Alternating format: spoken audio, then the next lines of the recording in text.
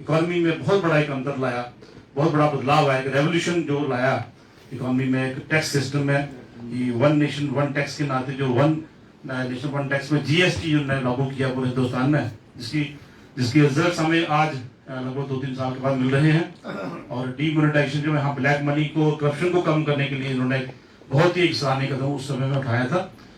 उनके जाने से एक बहुत बड़ा वैक्यूम एक भारतीय राजनीति में पैदा हुआ और कहीं ना कहीं भारतीय जनता पार्टी को बहुत अपने एक बड़े सम्मानीय नेता से हम वंचित हो गए। आज उनकी दूसरी पुण्यतिथि पर हम सब भारतीय जनता पार्टी के कार्यकर्ता यहाँ एकत्रित हुए हैं। उनको श्रद्धांजलि देने के लिए मैं यहाँ पे हमारे जो नेतागण हैं, हमारे कार्यकर्ता हैं, मैं सबसे पहले हमारे विक्रम धावा जी से निवेदन करूँगा, पूरा एमएलसी 2 मिनट के लिए आके यहाँ अपनी श्रद्धांजलि दें।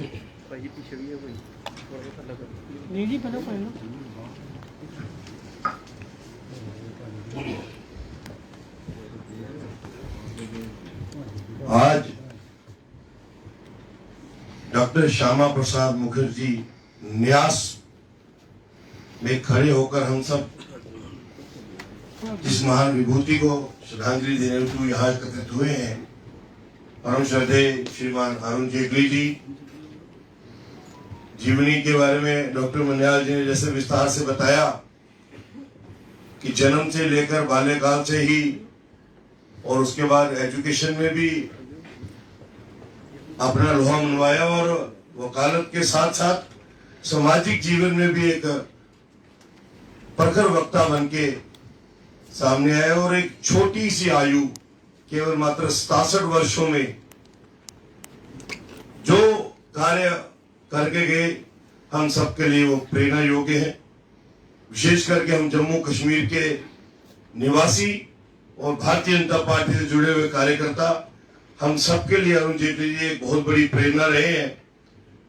हम सब कार्यकर्ताओं को संगठनात्मक शैली में कार्य करने के लिए भी हमेशा प्रेरणा देते रहे और विशेष करके मैं कहूंगा कि इस परिसर के निर्माण में फाउंडेशन से लेकर और पूरे भवन के निर्माण तक जो योगदान परम श्रद्धेय अरुण जेटली जी का रहा है, उसके लिए हम पूरी उम्र उनके कृतज्ञ रहेंगे।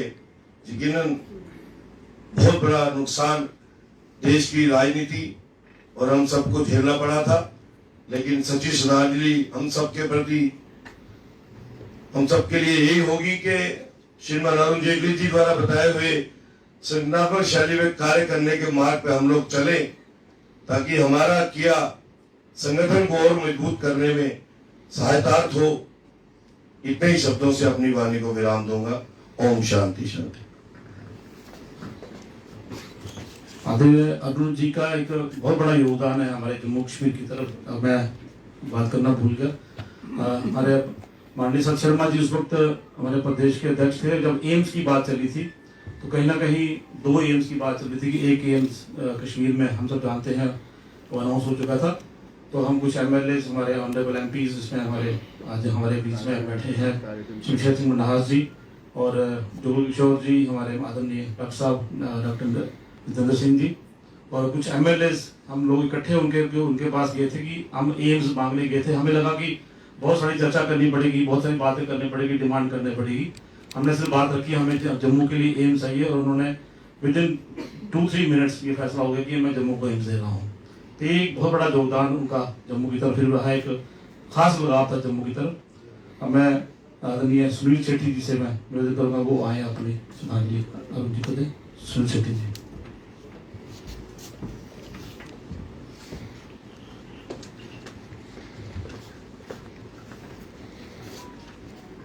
नमस्कार। आज सही मानों में हृदय से दुखी हूँ कि जेटली साहब को भाई साहब कहते थे उनको श्रद्धांजलि देने के लिए आज आगे आए। कोई उम्र नहीं थी उनकी जाने की और मुश्किल वक्त से देश को निकाला उन्होंने, इसके बारे में कोई दो मत नहीं हो सकते। जो फाइनेंशियल क्राइसिस में देश था उससे बाहर निकालने के लिए अरुण जी की जो भूमिका रही उसकी प्रशंसा जो है वो आने वाली सदियां करती रही। अगर डिमोनेटाइजेशन नहीं होता तो पहले ये तो जम्मू कश्मीर में तो आम था कि 500 के नोट जो है वो पाकिस्तान से छप के हिंदुस्तान के नोट यहाँ पे बढ़ रहे थे, 1000 के नोट भी जो है वो नकली चल रहे थे। एक डिमोनेटाइजेशन हुई तो सारे के सारी नकली करेंसी जो है वो खत्म होगी और उसके साथ कितनी ब्लैक मनी जो है वो बाहर निकली। जीएसटी के बारे में डॉक्टर मनियाल साहब ने जो कहा, 1 लाख करोड़ से ज्यादा जीएसटी आज देश को आती है। देश के विकास में जितना बड़ा हिस्सा अरुण जी की सोच ने पैदा किया उतना शायद ही कोई होगा। जब जीएसटी को लागू करने की बात जम्मू कश्मीर में हुई, कॉन्स्टिट्यूशनल अमेंडमेंट को लाना था जम्मू कश्मीर में, 370 अभी चल रहा था, लेकिन ये अरुण जी की पर्सनैलिटी थी कि जिसके चलते हुए जितनी पॉलिटिकल पार्टीज थी वो कश्मीर की भी हों, उन्होंने भी अरुण जी की बात को माना कि ये जीएसटी जम्मू कश्मीर के लिए भी और देश के लिए भी बना है। हमेशा से जम्मू कश्मीर के बारे में चिंतित रहते थे। मेरी जितनी बार भी मुलाकात हुई, हमेशा से ही जम्मू कश्मीर के बारे में चिंतित रहते थे। एक एक आदमी के बारे में पता करना, उनके बड़े क्लोज रिलेशंस थे हमारे नेताओं के साथ, हर बंदे के बारे में पूछना वो कैसे हैं। और अरुण जी के बारे में मैं एक बात जरूर कहूंगा कि अरुण जी अपने लोगों को आगे बढ़ाते थे, अपने दोस्तों को आगे बढ़ाते थे, बोलते नहीं थे। उनकी अनटाइमली डेथ की वजह से हो सकता है कि बड़ी चीजें वो और करना चाहते हो नहीं हो पाई। मुझे लगता है जो हम अरुण जी के चाहने वाले हैं,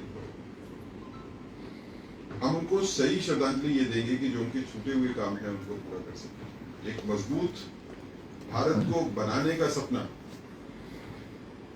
वो जरूर पूरा हुआ उनके कार्यकाल में। मुझे लगता है कि अरुण जी को सेंस ऑफ अचीवमेंट उस दिन हुई होगी जब 370 का पद, और हम लोग किसी लेवल के ऊपर बीच में जुड़े थे। अरुण जी ही डिसाइड करते थे कि 370 के ऊपर कैसे काम करना है, क्या स्ट्रेटेजी बननी है, कैसे इसको आगे लेके जाना है। आज जो 370 के खत्म होने के बाद जो भारतीय जनता पार्टी का सपना, जिसकी वजह से भारतीय जनता पार्टी बनी और आज जब यहाँ पे पहुंचे, ये अरुण जी की बहुत बड़ी कंट्रीब्यूशन है कि 370 को जो है हम खत्म करके आगे निकल सके। मैं अभी पिछले हफ्ते अरुण जी के घर गया था, तो उनकी उसी बैठक में जहाँ पे मेरे साथ मुलाकात होती थी, तो यहाँ तो उनके चैम्बर में जो नीचे था बेसमेंट में, वहां पे मिलते थे, तो ऊपर चले जाते थे उनके ड्राइंग रूम में। मैं उनके बेटे से मिला तो we were sitting in that same drawing room. तो वो सारी की सारी जो है जिंदगी के जितने पहलू थे उनके साथ बिताए हुए, वो दोबारा आंखों के आगे घूम गए। और वही जगह थी जब अरुण जी की डेथ हुई तो उनके पार्थिव शरीर को भी वहां पे रखा गया था।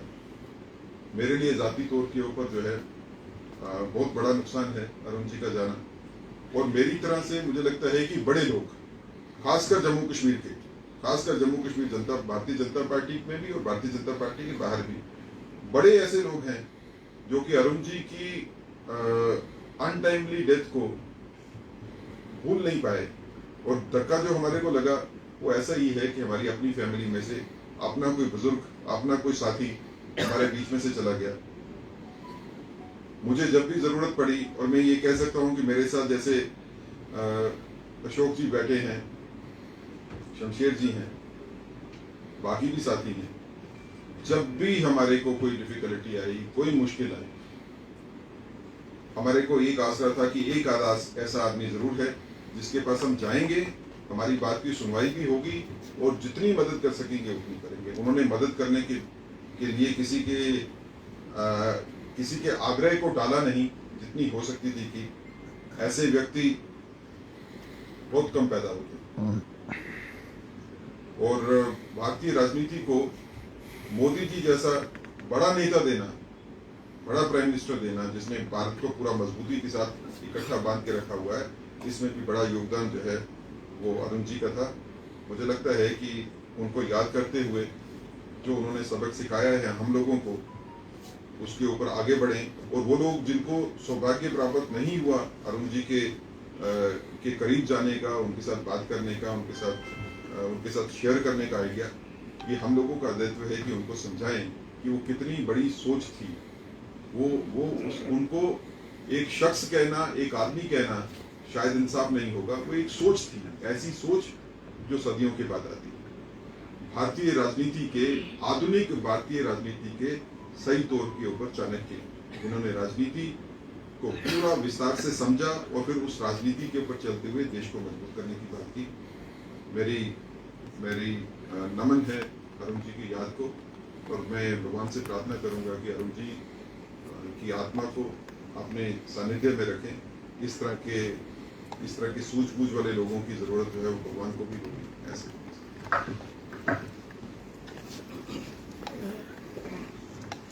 बहुत सही बात कही आपने कि मॉडर्न इंडिया से चाणक्य अरुण जी ऐसे हमारे नेता थे, और पूरे देश के साथ साथ मैं समझता हूँ कि जम्मू कश्मीर को सबसे बड़ा नुकसान उनके जाने से हुआ। अब मैं निवेदन करूंगा हमारे आदरणीय अशोक जुलिया जी, हमारे वरिष्ठ नेता और पूर्व MLC अशोक खुरिया जी अपने लफ्जों से श्रद्धांजलि अर्पित करें।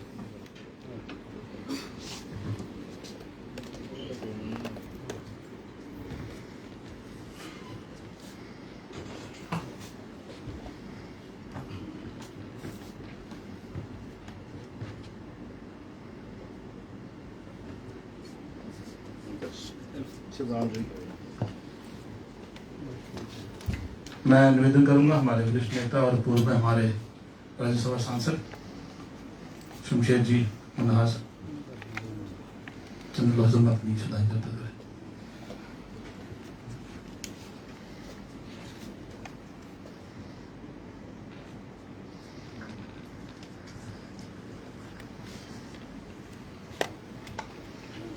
आज हम इस तरह कह सकते हैं जिस प्रकार शोक संतप्त है, जिनकी याद के लिए, जिनके विचारों के लिए, जिस आदर्श ने कुछ चीजों की स्थापना की हो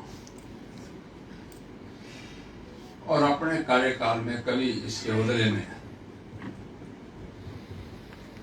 मुझे भी जिनके इस प्रकार का बनना चाहिए, जिनके बनते हुए कुछ चाहिए, मैं कर तो सब कुछ कर सकता हूँ, लेकिन उसके बदले मुझे चाहिए नहीं, मैं केवल सेवा करना चाहता हूँ। इस प्रकार का मन में, दिल में जो उसमें टीस थी, वेदना थी, दर्द थी,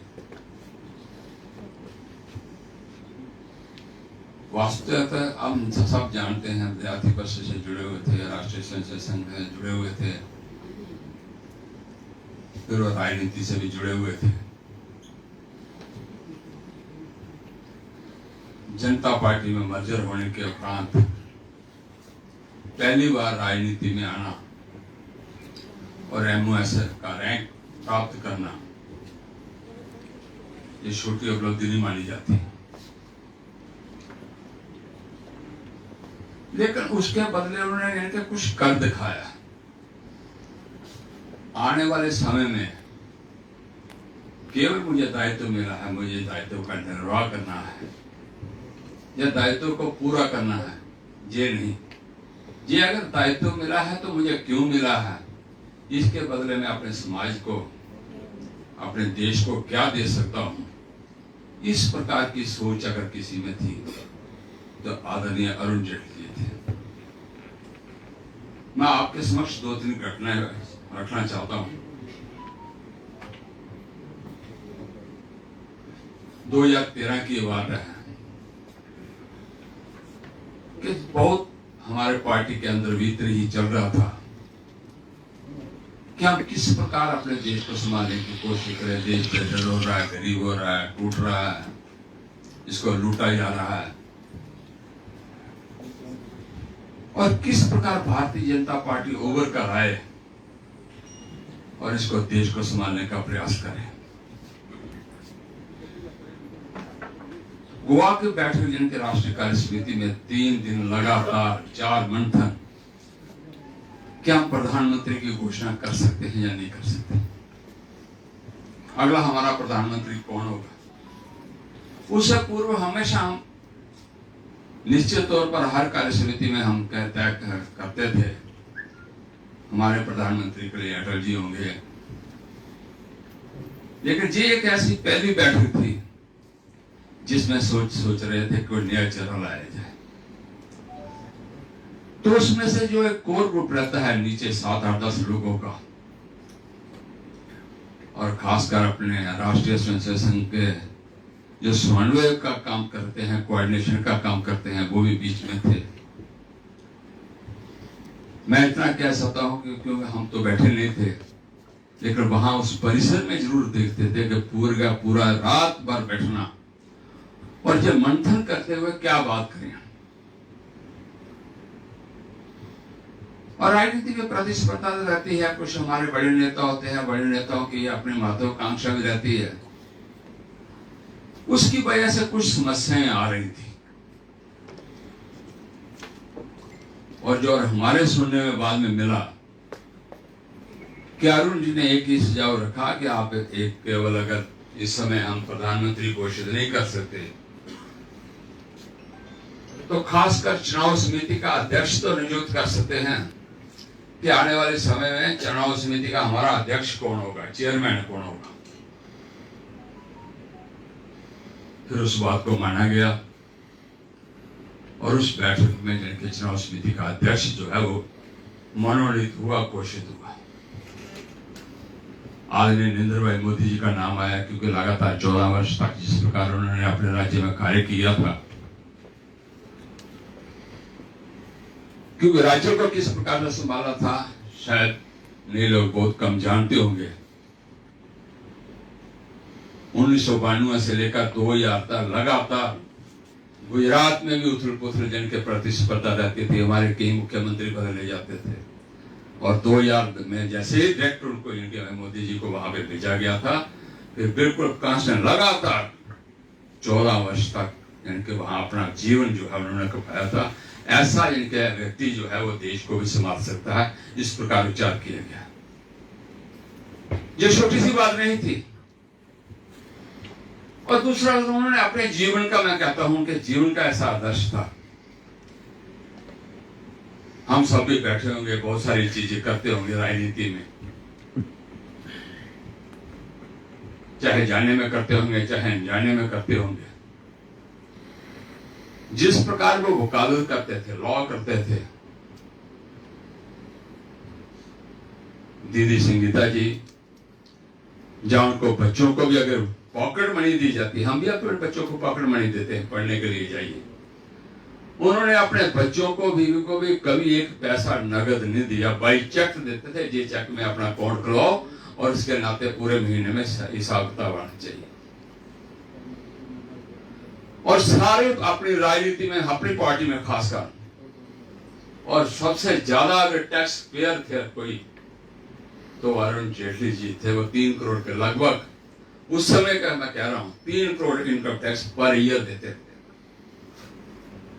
क्योंकि आदर्श स्थापित करना कोई आसान बात नहीं होती। आदर्श बनना और सबके सामने कुछ ऐसी चीजें रखना, हम कह तो सकते हैं, सुन तो सकते हैं, लेकिन अनुभव के आधार पर ये सारी चीजें देखने को मिली हैं। मैं जहां पे जब चुनाव की बारी थी, मैं कोर ग्रुप की बैठी थी, अशोक जी उसमें बैठे हुए थे। मैंने अशोक जी ने कहा पहले कि मैं चुनाव नहीं लड़ूंगा, जो हमारा 2014 में हुआ था। और उस के तुरंत बाद मैंने भी जब कहा तो सारे कोर वाले राजा जी के घर में बैठे थे, वो कहने लगे आप चुनाव क्यों नहीं लड़ोगे, अशोक जी तो चलो संगठन महामंत्री हैं, प्रचारक हैं, ये तो नहीं लड़ सकते, आप तो लड़ोगे। तो मैंने अशोक जी के साथ बैठ कर कहा मैं भी चुनाव नहीं लड़ूंगा। जब बैठे समाप्त हो गए उसके बाद मुझे अरुण ने कहा तुम क्या कर रहे हो, क्या सोच रहे हो, तुम इस प्रकार के निर्णय क्यों ले रहे हो। मैंने जी मेरा मन नहीं है चुनाव लड़ने का, मैं काम करूंगा। मुझे उन्होंने समझाने का प्रयास किया, लेकिन वो एक बड़ा अड़ियलपन होता है। मैं क्या सकता हूं आज कि अड़ियलपन था। और उसके बाद उन्होंने मुझे एक शब्द कहा था कि आज के बाद तुम जिंदगी का कोई भी फैसला स्वयं नहीं लोगे, मैं देखूंगा मुझे क्या करना। और फिर राज्यसभा में पहुंचना। राज्यसभा में पहुंचने के बाद 2 महीने अभी राज्यसभा में मुझे पहुंचे हुआ था, तो जम्मू कश्मीर पर बहुत बड़ा एक आंदोलन चल रहा था कश्मीर वैली में। देखो कार्यकर्ता को आगे कैसे बढ़ाया जाता है। तो उन्होंने कहा कि राज्यसभा में अगर कोई पहले बोलेगा भारतीय जनता पार्टी के नाते मुख्य वक्ता के तौर पर, तो शमशेर को रखो। मेरे लिए ये सारा नया था, जहां 16 मुख्यमंत्री, पूर्व मुख्यमंत्री, प्रधानमंत्री वहां हो और कई यानी कि राज्यपाल वहां पे हों जो रिटायर्ड हो चुके थे, तो उनके समक्ष बोलना। तो मैं आया उनके पास, मैंने कहा आपने इस तरह कह दिया है, कल मुझे बोलना है, तो बताइए मुझे बोलना क्या है। क्या है, तूने सिर्फ 2 चीजें बोलनी हैं, उस पर फोकस करो। एक तो खासकर आज तक यहाँ पे सबके सामने ये आ रहा है कि जम्मू कश्मीर नहीं, केवल कश्मीर नजर आता है। जम्मू की आवाज रखने की कोशिश करनी, जम्मू को कैसा है, जम्मू भी है, केवल कश्मीर नहीं है। लद्दाख भी है, ये भी जाएंगे पूरे का पूरा, तीनों देशों, तीनों प्रांतों को आप बताओ। और उसमें बाकी घटनाएं आप सब जानते हो, आपने घूमा है, आपने देखा है। तो उसके बाद जैसे पर दूसरे दिन में आया, रायना जी ने मुझे पर्ची भेजी, स्लिप भेजी कि बोलते हुए संयम से बोलना, थोड़ा सा उतावलेपन में मत बोलना, क्योंकि हमें विपक्ष को भी थोड़ा सा संभल कर देखना है, क्योंकि ये मुद्दा एक ऐसा है जो बड़ा संवेदनशील है। तो जैसे पहले गुलाम नबी आजाद ने ठीक अपने तीखे स्वर में कम से कम 40-45 मिनट वहां पे बोले, तो उसके बाद मुझे बोलने का मौका मिला। आपने सबने सुना होगा, यूट्यूब में आप भी मिल सकते हैं। और मैंने जम्मू कश्मीर और लद्दाख तीनों खितों को रखा, और रियाज साहब का भी बताया कि आप मुख्यमंत्री थे, किस प्रकार के थे। और बोलने के बाद जैसे मैं बैठा, आरएन जी अपनी चेयर से उठकर, मैं पीछे बैठा हुआ था, मेरे पास आए और मेरी पीठ थपथपाई, तुमने बहुत अच्छा बोला है। यानी कार्यकर्ता का हौसला अफजाई करना। नहीं तो राजनीति में तो इस प्रकार का रहता है कि हौसला अफजाई क्या करते हैं, अच्छा ये इतना बढ़ जाएगा, आगे मुश्किल हो जाएगा हमारे लिए। इसलिए हमेशा उन्होंने आगे बढ़ाने का प्रयास किया होगा। मैं देख चुका हूं पंजाब, जम्मू कश्मीर, हिमाचल, जो उनके टिप्स पे थे, कौन से कार्यकर्ता रहते हैं, नाम लेकर बताते थे, फलां कहाँ है, फलां कहाँ है, फलां कहाँ है, उसकी हालत कैसी है, वो बीमार है, वो कैसे है। तो राज्यसभा में जैसे ही हम कहीं निकलते थे, जब लगती थी, तो हम महीने में जरूर एक आध बार उनके पास बैठा करते थे। और मैं आपको एक राय की बात बताता हूं, मुझे मिलने का समय कौन सा होता था। वो सुबह यानी कि 7 से 8 सैर करते थे। वो कहते हैं जैसे मैं सैर से 8 बजे वापस पहुंचता हूं, तो उन्होंने एक व्यक्ति रखा हुआ था, सर्वेंट था उनका, पहुंच आता था आधा पौना घंटा। तो कहते आप उस समय आ जाया करो, वो अपने काम करेगा, हम आपस में बातचीत कर लिया करेंगे जम्मू कश्मीर की परिस्थिति के बारे में। तो वो समय ऐसे सुबह 8 बजे जब पहुंचना, फिर उनसे बातचीत सारी जम्मू कश्मीर पर चर्चा होती थी। फिर उन्होंने खाने पीने का जिस प्रकार बड़े शौकीन थे, वो हम में से शायद बहुत कम लोग इतना खा सकते होंगे। डबल परांठे 4 आराम से खाए जाते थे, लस्सी के 2 गिलास 3 गिलास, तो उनको कहते कुछ नहीं। इस प्रकार का यानी कि सारा वहां पे। फिर एक दिन चर्चा है कि शोक जी बड़े बीमार हो गए थे, जहां पे था शोक जी का क्या करना, खीरे साहब का। मैंने क्या करना है, हालत तो खराब है, पतली है। कहते कितनी पतली है। अब मैं जहां बोल नहीं सकता, जो मैंने कहा उनको, मैंने कहा आप मेरे साथ कब चलने वाले हैं, जब बताओ, पूछो मुझसे, क्यों इतनी पतली है। तो उसी दिन वेदांता में कहकर स्पेशल चॉपर यानी कि शोक के लिए भेजा, तुरंत इनको भर्ती कराया गया और इलाज होने के बाद इनको वापस लाया। और दूसरा सुभाष एक कार्यकर्ता हमारा छोटा सा, उसको तो मुश्किल थी, उसका पूरा इलाज लगातार 1 वर्ष तक करवाया। और उसका परिवार का भी पालन पोषण उन्होंने किया। यानी कि छोटे कार्यकर्ता से लेकर बड़े तक हर एक चिंता करना। और कई बार सीटों के बारे में चर्चा होती थी, कौन व्यक्ति हैं, कौन स्पर्धा में है, कौन से वहां पे लड़ने वाले हैं। हर प्रकार की चर्चा होती थी, क्षेत्र की चर्चा, कार्यकर्ताओं की चर्चा, कौन कार्यकर्ता किस प्रकार से बढ़ा है उसकी चर्चा। यानी कि चिंतन मगन इतना है। और मैंने देखा कि उसी समय जब बातें कर रहे होते थे, हमारे पेपर्स उनके पास कम से कम 50 आते होंगे। आधे घंटे में पेपर उलट पुलट करके सारा वो पूरा निष्कर्ष निकाल लेते थे। इतने तीव्र गति से पढ़ते थे।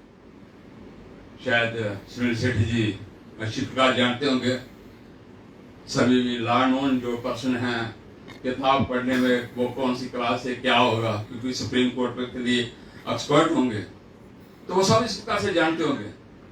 तो इसलिए मैंने देखा है उनको बड़ा करीब से। और मैं तो कई बार आजकल अपने आप को बहुत दुर्भाग्यशाली मानता हूं, जिस प्रकार उनका हाथ मेरे सर पर था। और कई बार तो मैं देखा जाएगा क्या होगा, अरुण जी हैं ही, लेकिन हमारी बदकिस्मती कि हमारे देश की बदकिस्मती कहना चाहिए, आज जिस प्रकार के क्राइसिस ये खड़े होते हो रहे हैं, अगर अरुण जी होते तो शायद क्राइसिस से बहुत जल्दी निपटारा मिल जाता। और वो वर्ष ही इतना यानी कि मनुष्य था। हमने 3 प्रमुख कार्यकर्ता जिन्होंने केवल मात्र देश अपने समक्ष रखा है, वो खो दिए हैं। अरुण जी, मनोहर पर्रिकर, सुषमा स्वराज जी, और एक ऐसी यानी कि बुद्धिजीवी लोग जिन्होंने अपने समय में कुछ किया हुआ। तो इसलिए अरुण जी के बारे में अगर बोला जाए तो मैं कहूँगा पूरा दिन आपको इतनी बातें बता सकता हूँ, क्योंकि इतना नजदीकी रहा हूँ। विद्यार्थी परिषद में मैं राजनीति में जैसे मैंने कहा आया हूँ, तब से लेकर आज तक बहुत सारे लोग कहते, कभी बात होती थी जहाँ पे आते थे, चल तू मेरी गाड़ी में बैठे एयरपोर्ट तक पहुंचते तू कहना होगा कह लेना। तो सुनने की क्षमता इनकी इतनी होती थी। तो इसी प्रकार ऐसे व्यक्ति को खो देना समाज के लिए, देश के लिए बहुत बड़ी क्षति है। और हम सब नमन करते हुए और उनके पद चिन्हों पर चलने का प्रयास करें, उन्हें अपनी श्रद्धांजलि दें और एक संकल्प करें कि अगर आपने कोई आदर्श स्वभाव स्थापित करने की कोशिश की है, किया है, तो मैं भी उन्हीं आदर्शों पर चलने का प्रयास करूं। यही आज की श्रद्धांजलि होगी। ओम शांति शांति।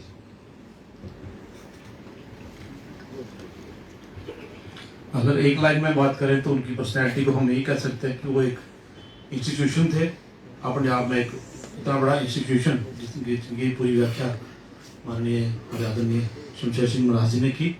अब मैं निवेदन करूंगा हमारे माननीय अशोक कौल जी, संगठन महामंत्री,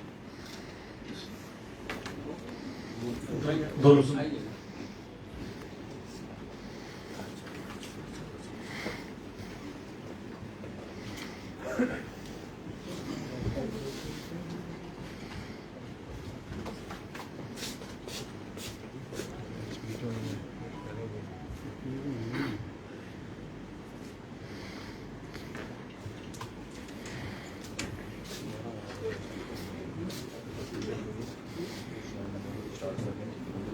सभी हमारे यहाँ वक्ताओं ने अरुण जी के जीवनी पर, अरुण जी के काम पर हम सबके सामने अपना विचार रखा है। और हम सब जो पुराने कार्यकर्ता हैं, हम सब की भी अरुण जी के साथ बड़ी नज़दीकी रही है।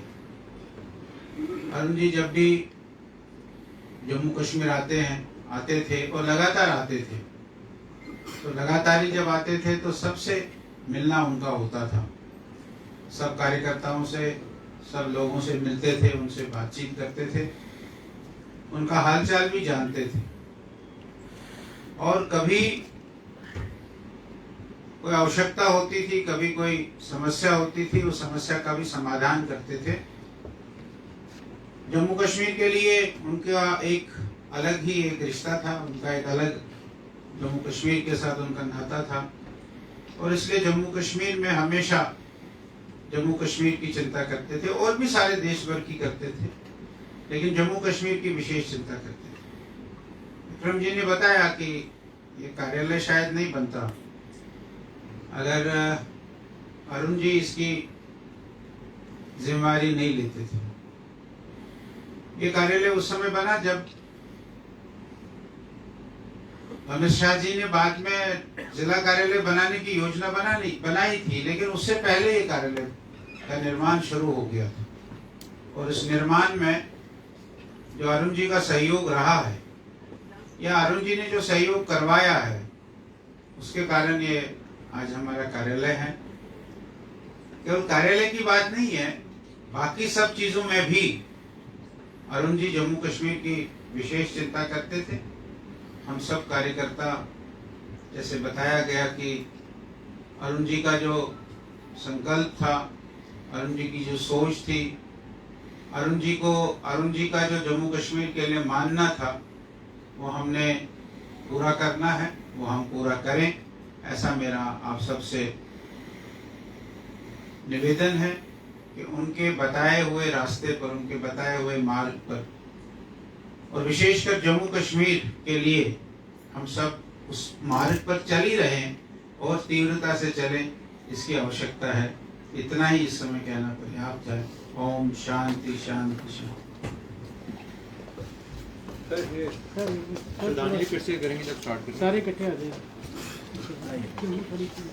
मैं निवेदन करूंगा आदरणीय मनहास, आदरणीय वीडियो साहब, महामंत्री हमारे सेठी जी आइए, आइए आप सेठी साहब, आइए, खटाना जी मुनीष जी, आइए, आनंद सिंह जी, असीम जी सामने आके सर सामने पीछे आ जाओ, थोड़ा पीछे आ जाइए। पीछे भी आइए।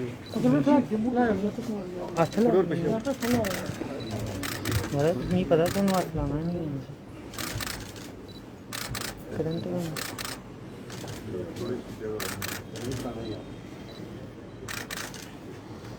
नीचे चलो। चलिए, बाकी लोग, बाकी कार्यकर्ता भी आकर दे दीजिए, लाइन से चलिए। आप आइए बहन, हम चलिए साथ आइए, करके आइए। चलिए, बाकी पीछे हो जाइए भैया।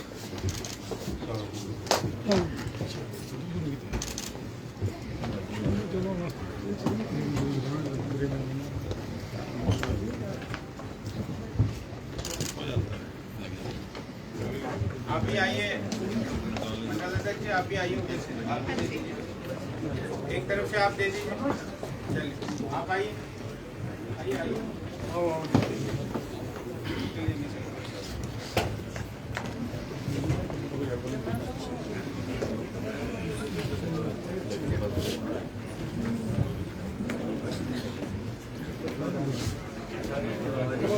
आशो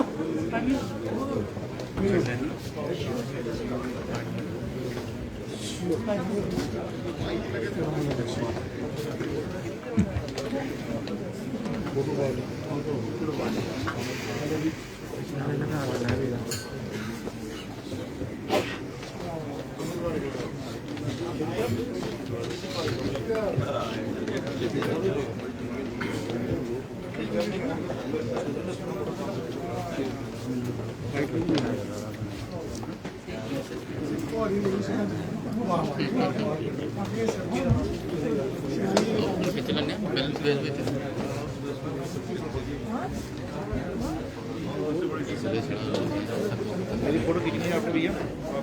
आपने जूती तो नहीं, जूती खींचेंगे। चलिए चलिए भैया, हो गया सब ना।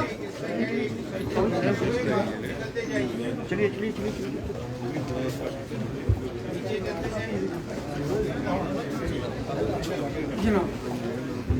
आराम से भैया, मैंने आपकी फोटो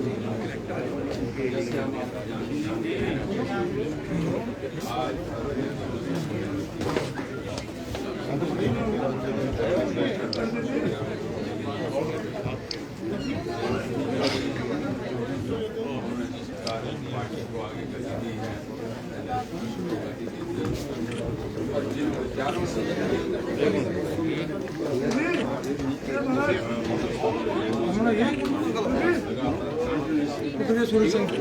जिस कार्य वो एक